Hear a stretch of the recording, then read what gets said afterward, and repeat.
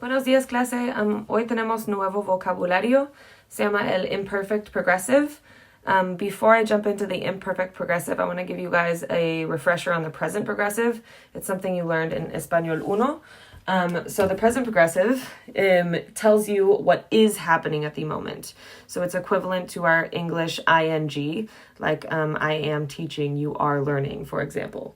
In Spanish, you get to the present progressive by conjugating the verb estar for whatever the subject is. So if it's yo, it'd be estoy, tú estás, él, ella, usted está, nosotros estamos, blah, blah, blah, blah, blah.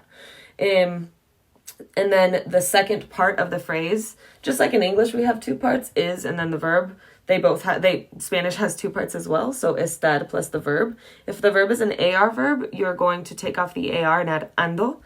If the verb is an ER-IR verb, you're going to take off the ER or IR and add yendo. So, por ejemplo, if we're saying the doctor is talking, we would say la doctora. The way that we're going to conjugate estar for is, in this case, is está, because it's ella. And then our verb is hablar. It's a regular AR verb, so we're just going to drop the AR and put ando. So, está hablando. ¿Recuerdas? So to form the imperfect progressive, it's not very different. So instead of saying or telling what is happening, the imperfect progressive is telling you what was happening. So it's just the same, but in the past tense. And then the only change you're going to get in Español is you're going to change the verb estar into the imperfect. So here, if I wanted to say the doctor was talking instead of is talking, I have the verb estar, I take off the AR. Our imperfect ending for she would be aba, so estaba. La doctora estaba hablando. She was talking. Okay, pull up your Google form and we're going to go through the practices together. So for the first part, they give you notes and it's pretty much everything I just said, but take a look at it if you need it, or it's there for you to reference as you do this assignment. Parte A dice, circle the present progressive in each sentence. Then change the sentence from the present progressive to the imperfect progressive. As we do as I walk through these activities with you, I'm just going to do the first one and then I'm going to go down and explain the next activity. So pause as you see fit. So the model says, Eliana está caminando con muletas. She is walking with crutches. Now we want to flip it to the imperfect and say that she was. So estaba caminando con muletas. Número uno is the same. We're talking about Juana. It's ella. So it's going to be instead of está, it's estaba. You conjugate estar in the same way. And then hablando, that stays the exact same. So in number one, underneath the activity, write in estaba hablando. You need those two words.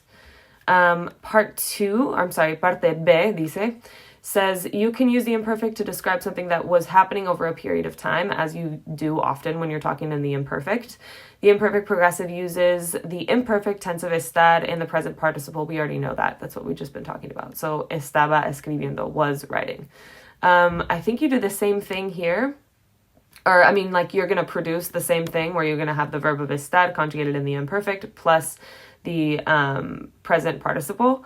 So Mario, our verb is caminar for the model. It says Mario something something con muletas caminar. We're gonna, first of all, it's Mario, so it's gonna be estaba, and then take off the AR, add ando, estaba caminando. For number one, mi hermano, something something una radiografía. The verb is sacar. Since it's mi hermano and we're talking about él, we're gonna conjugate estar for estaba, and then take off the AR, add ando, and we get sacando. Estaba sacando una radiografía. That's what you should write for number one. And then this is just a continuation. Numbers 3 through 5 is the exact same activity, so provide me the same thing. And then parte C dice irregular present participle. Okay, so usually we just take off the AR when we're doing present participles and we add ando, or we take off the ER-IR and we add yendo.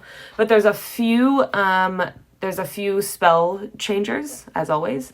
So IR, stem changing verbs, have a vowel change from E to I, or from O to U. So we'll see examples. Pedir changes to pidiendo, the E there changes to an I. Vestir, vistiendo. Dormir, durmiendo. Leer, caer, creer, and traer have a Y in them. That's what makes them irregular. So leer, you can't just chop off the ER and add yendo. You need to put a Y in there. It kind of like replaces the I. So leyendo, cayendo, creyendo, trayendo. So for part C, which you need to provide for me, for example, for the model says los niños.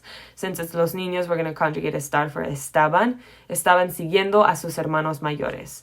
They change the verb seguir. It changes from an E to an I, so it's going to be siguiendo. Número uno dice los camareros. The verb is servir. That's going to be a verb that changes from E to I as well. And then sopa muy caliente. So we want to say they were serving really hot soup.